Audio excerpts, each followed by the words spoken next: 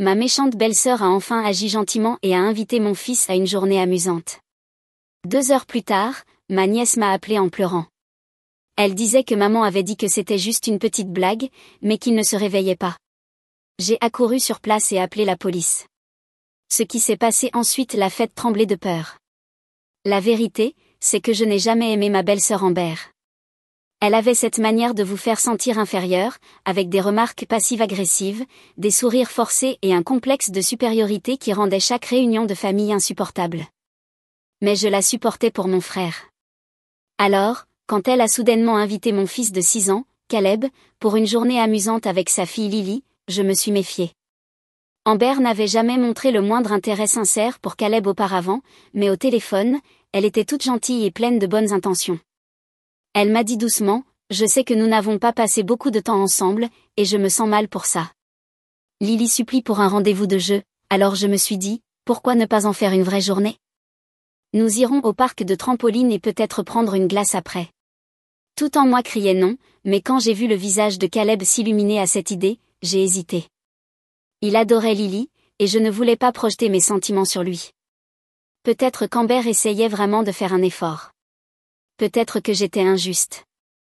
Alors, contre mon bon jugement, j'ai accepté. Amber est venue le chercher à midi, tout sourire et rire, jouant la tante parfaite. J'ai embrassé Caleb, lui ai dit d'être sage, et je l'ai regardé partir. J'ai essayé de calmer ce sentiment de malaise qui grandissait en moi. 2 heures plus tard, mon téléphone a sonné. C'était Lily. Elle sanglotait si fort que j'avais du mal à comprendre ce qu'elle disait. « Tata, tu dois venir. Maman a dit que c'était juste une blague, mais il ne se réveille pas. » Mon cœur s'est arrêté. « Lily, où es-tu? Où est Caleb ?» ai-je exigé en attrapant déjà mes clés. Elle m'a répondu, « Nous sommes au parc. » Il ne se réveille pas, maman a dit de ne pas t'appeler, mais j'ai peur. Je n'ai pas attendu un mot de plus. J'ai sauté dans ma voiture en composant le 911 avec des mains tremblantes pendant que je fonçais vers le parc. Peu importe ce qu'Amber avait fait ou la blague qu'elle croyait inoffensive, elle allait le regretter pour le reste de sa vie. Je ne me souviens même pas du trajet jusqu'au parc. Un instant, j'étais encore dans mon allée, et l'instant suivant, je freinais brusquement devant l'aire de jeu. Mes mains tremblaient tellement que j'ai peiné à ouvrir la portière avant de la forcer violemment. Et là, je l'ai vu. Caleb était allongé sur l'herbe, son petit corps complètement immobile. Lily était agenouillée à côté de lui, ses petites mains serrant son bras, des larmes coulant sur son visage. Amber se tenait à quelques pas, les bras croisés, l'air agacé, comme si ce n'était qu'un petit contretemps. Mon estomac s'est retourné. J'ai couru vers Caleb et je suis tombée à genoux, mes doigts cherchant immédiatement son pouls. Il respirait, Dieu merci, mais faiblement, de manière irrégulière. Sa peau était moite, ses lèvres pâles. « Qu'est-ce qui s'est passé, bon sang ?» ai-je crié, la voix tremblante. Amber a levé les yeux au ciel. Elle a levé ses yeux au ciel. « Calme-toi, c'était juste une blague sans conséquence, a-t-elle dit d'un ton désinvolte. Il va bien, il s'est juste un peu trop excité. J'ai vu rouge. Une blague? Ma voix a résonné dans tout le parc. Que as-tu fait à mon fils? Lily pleurait toujours, regardant entre moi et sa mère avec panique.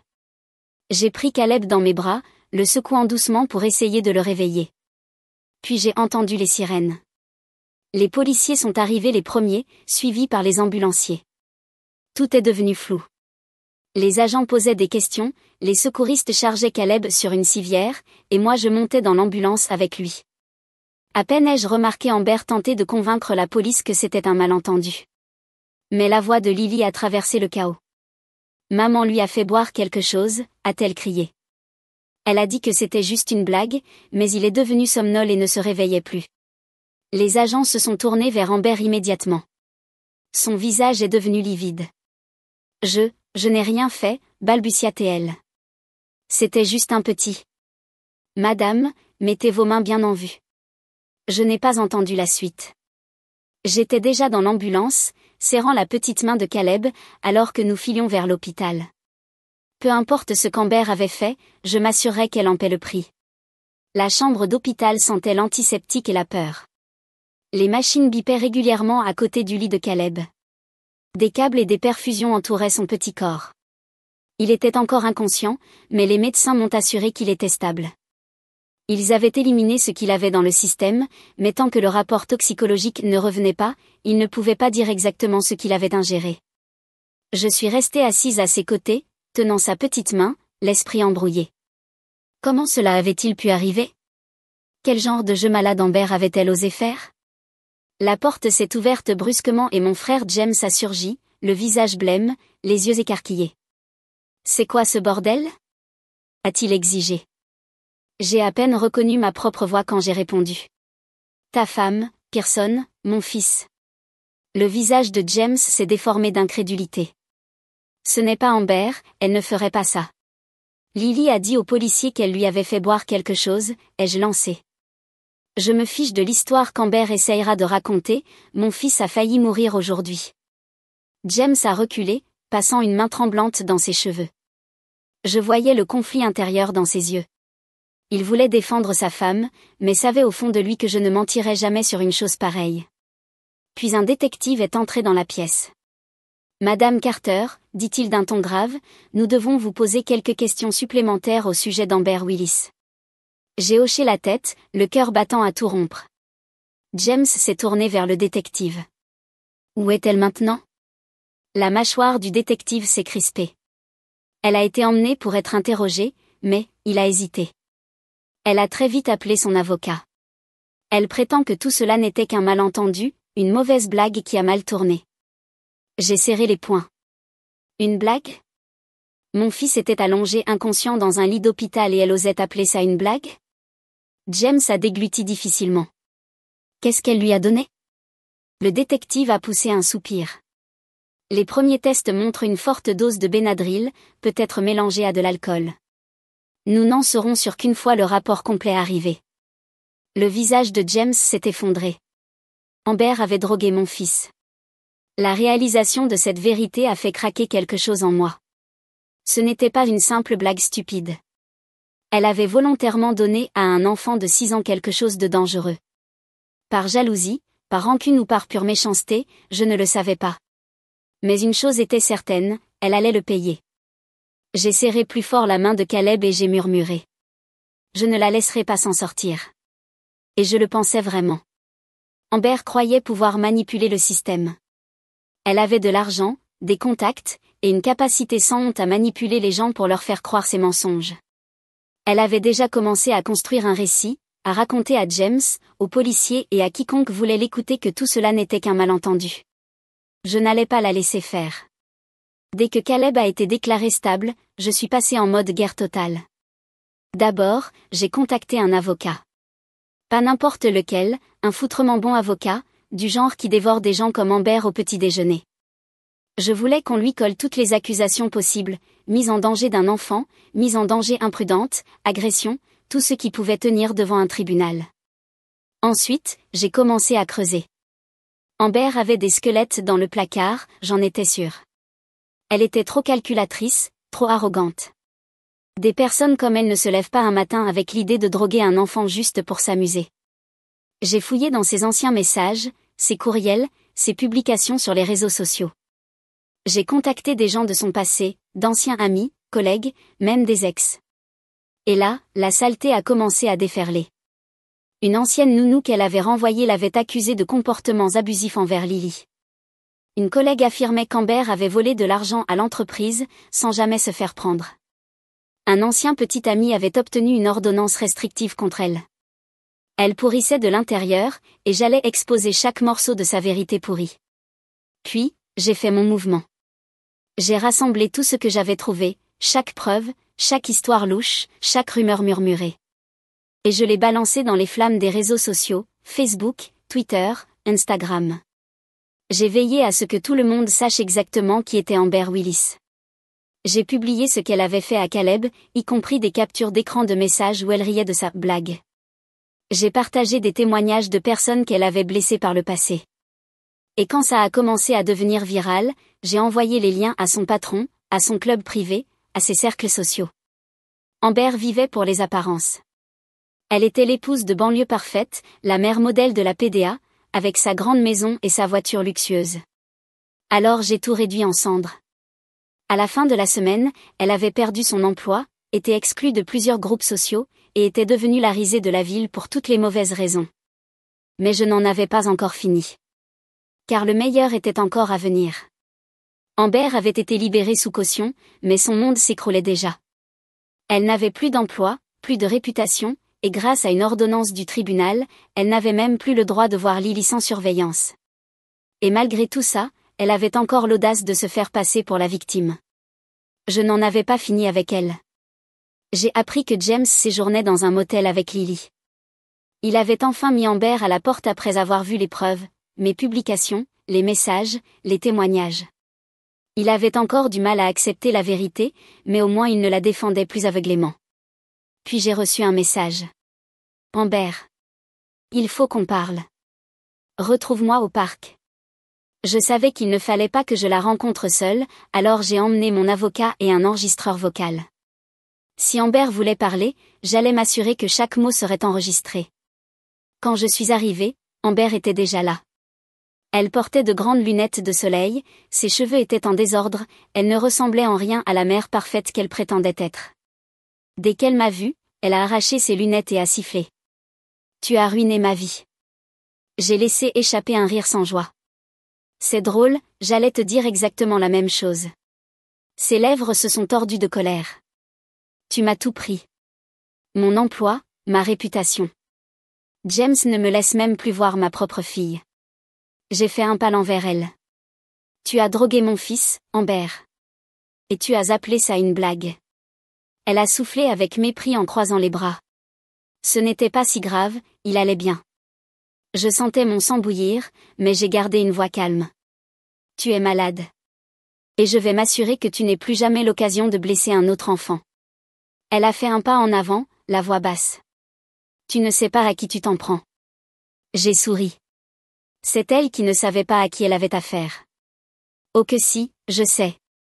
Et tout foutu Internet le sait aussi. J'ai sorti mon téléphone et ouvert Twitter. Son nom était en tendance. Des milliers de commentaires, des gens dégoûtés par elle, certains fouillant même dans son passé.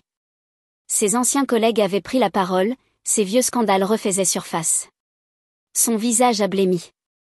Qu'est-ce que... Elle a tendu la main vers mon téléphone, mais j'ai reculé. Je te l'avais dit, Amber. C'est fini pour toi. Elle a ouvert la bouche, mais avant qu'elle ne puisse dire un mot de plus, une voiture de police s'est arrêtée au bord du trottoir. 2 agents sont sortis. Amber Willis, a dit l'un d'eux. Ses yeux se sont écarquillés de panique. Attendez, non. Vous êtes en état d'arrestation pour mise en danger d'enfant et atteinte imprudente à un mineur. Les agents lui ont attrapé les bras et elle a perdu le contrôle. Non, ce n'est pas juste. C'est ta faute. Elle m'a hurlé dessus pendant qu'il lui passait les menottes. Tu m'as piégé. Je n'ai pas prononcé un mot. Je me suis contentée de regarder pendant qu'il la faisait monter à l'arrière de la voiture de police. Sa petite vie parfaite venait d'être réduite en miettes. Elle avait voulu jouer salement. J'ai joué mieux. Amber croyait pouvoir se sortir de n'importe quoi par la parole. Elle avait toujours été la reine de la manipulation, tordant la réalité jusqu'à se faire passer pour la victime et faire des autres les méchants. Mais cette fois, ses mensonges s'effondraient plus vite qu'elle ne pouvait les inventer. Après son arrestation, la police a commencé à creuser plus profondément dans son passé. Car ma publication virale n'avait pas seulement attiré l'attention du public, elle avait aussi attiré celle du bureau du procureur. Et plus il regardait, pire c'était pour Amber. D'abord, le rapport toxicologique est revenu. Ce n'était pas juste du Benadryl et de l'alcool. Elle avait écrasé des somnifères sur ordonnance et les avait mélangés dans la boisson de Caleb. Une dose mortelle. Elle n'essayait pas simplement de le calmer. Elle jouait avec sa vie. Puis vinrent les relevés financiers. Il s'est avéré qu'Amber n'était pas juste une mauvaise personne. C'était une criminelle. La police a découvert des fraudes, des détournements de fonds et de l'évasion fiscale. Ce collègue qui l'avait accusé un jour de vol d'argent, il avait raison. Amber avait détourné des milliers d'euros de son ancienne entreprise. Et lorsqu'elle a senti qu'il commençait à la soupçonner, elle avait démissionné avant qu'une enquête ne soit ouverte. Mais maintenant, ils enquêtaient. Et puis est arrivé le plus gros choc de tous. James, dévasté et à la recherche de réponses, a décidé de vérifier l'ordinateur portable d'Amber. Il l'a remis à son avocat. Et ce qu'ils ont découvert? Amber le trompait. Pas une fois. Pas avec une seule personne. Elle avait eu plusieurs liaisons, certaines remontant à plusieurs années. Et le pire? Un de ses amants n'était autre que l'avocat qu'elle avait engagé pour la défendre. Tout son château de cartes s'est effondré. James a officiellement demandé le divorce et a obtenu la garde exclusive de Lily. Amber n'avait plus aucun droit parental. Elle avait mis un enfant en danger, et le tribunal l'a vue exactement comme elle était, une égoïste irresponsable et dangereuse. Quand Amber a enfin comparu devant le tribunal, elle n'avait plus d'amis, plus d'argent, et était complètement seule. J'aurais dû me sentir mal pour elle. Mais ce n'était pas le cas. Elle avait failli tuer mon fils. Elle méritait chaque chose qui lui arrivait. Le procès d'Amber a été un véritable spectacle public. Les médias s'étaient emparés de l'affaire grâce aux publications virales. Et au moment où elle a mis les pieds dans la salle d'audience, tout le monde savait exactement qui elle était. L'accusation l'a détruite. Le rapport toxicologique a prouvé qu'elle avait drogué Caleb intentionnellement. Les preuves financières ont montré qu'elle était une fraudeuse et une voleuse. Des témoignages d'anciens employés, d'anciens amis, et même de James ont dressé un portrait clair. Amber était une manipulatrice dangereuse, une menteuse enfin démasquée. Mais le moment le plus accablant est arrivé quand Lily a témoigné contre sa propre mère. Elle n'avait que 8 ans, assise à la barre des témoins, ses petites mains croisées sur ses genoux, la voix tremblante lorsqu'elle a dit « Maman m'a dit que c'était juste une blague, mais Caleb ne se réveillait pas et j'ai eu peur. Je ne voulais pas qu'il meure. » Le sort d'Amber était scellé. Le jury n'a même pas mis longtemps à délibérer. Coupable sur tous les chefs d'accusation. Mise en danger d'enfant, coupable. Atteinte imprudente à un mineur, coupable. Fraude et détournement de fonds, coupable. Évasion fiscale, coupable. Quand le juge a prononcé sa peine 25 ans sans possibilité de libération conditionnelle, Amber s'est effondrée. Elle a crié, pleuré, supplié qu'on lui fasse grâce. S'il vous plaît, je ne voulais pas lui faire de mal.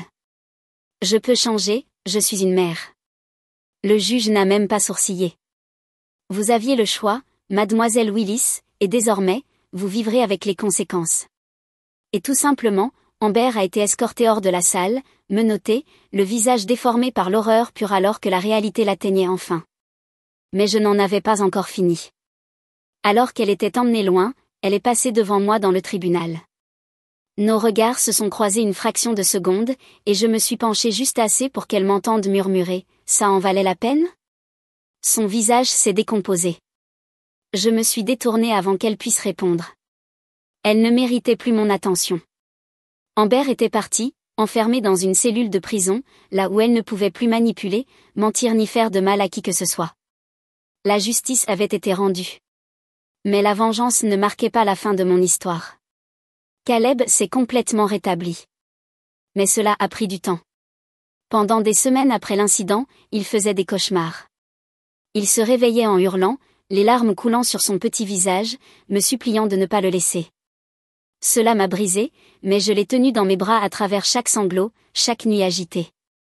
La thérapie a aidé. Petit à petit, il a guéri. Et moi aussi. James, pour être juste, a enfin vu Amber telle qu'elle était vraiment. Il s'est battu de toutes ses forces pour Lily et a obtenu la garde exclusive. Il a quitté le Texas pour recommencer une nouvelle vie avec sa fille, déterminé à être un meilleur père que ce qu'il avait été comme mari. Nous sommes restés en contact pour le bien des enfants. Quant à Amber, elle a tenté de faire appel de sa peine. En vain. Elle n'allait pas sortir de sitôt. J'ai appris, par un article de presse, qu'elle avait des difficultés en prison. Apparemment, les femmes qui blessent des enfants ne reçoivent pas beaucoup de compassion entre les murs. Elle était misérable, seule, et exactement là où elle méritait d'être. Et moi? J'ai laissé tomber. Pas parce qu'elle méritait le pardon, elle ne le méritait pas, mais parce que je refusais de lui laisser une place dans mon esprit plus longtemps. Ma vie ne tournait plus autour d'elle. Elle tournait autour de Caleb, de notre avenir, d'un nouveau départ. Un soir, alors que nous étions assis sur le porche à regarder le coucher du soleil texan, Caleb a levé les yeux vers moi et m'a demandé « Maman, la dame méchante est-elle partie ?» J'ai souri, repoussant une mèche de cheveux de son front. Oui, mon chéri, elle est partie. Il a hoché la tête, satisfait, puis s'est blotti contre moi. Et pour la première fois depuis longtemps, j'ai ressenti la paix.